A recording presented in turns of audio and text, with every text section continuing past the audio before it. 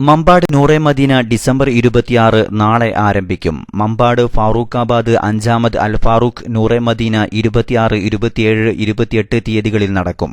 നാളെ വൈകുന്നേരം 6:30 ഹുബ്ബർ-റസൂൽ പ്രഭാഷണം വഹാബ് സഖാഫി മമ്പാട് നിർവഹിക്കും.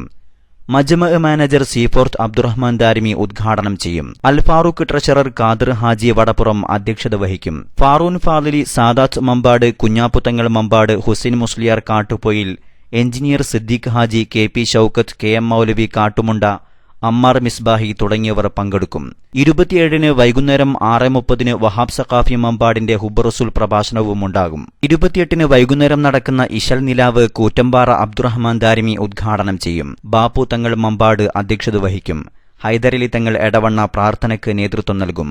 ഷുക്കൂർ ഇർഫാനി ചെമ്പരിക്ക, സലീം ജൌഹരി കൊല്ലം, സുഹൈൽ സഖാഫി മമ്പാട്, ഷഹീൻ ബാബു താനൂർ, നാസിഫ് കല്ലായി, ഷമ്മാസ് കാന്തപുരം തുടങ്ങി പ്രമുഖ ഗായകർ അണിനിരക്കുന്ന പ്രകീർത്തനവും അഹമ്മദ് നബീൽ വറക്കാത്തി ബാംഗ്ലൂരിന്റെ നാഴ്ത്തും അരങ്ങേറും. കേരള മുസ്ലിം ജമാഅത്ത് നിലമ്പൂർ സോൺ സെക്രട്ടറി കൊമ്പൻ മുഹമ്മദ് ഹാജി, വഹാബ് സഖാഫി, MT അഹമ്മദ് കബീർ കമ്പനപ്പടി തുടങ്ങിയവർ പങ്കെടുക്കും.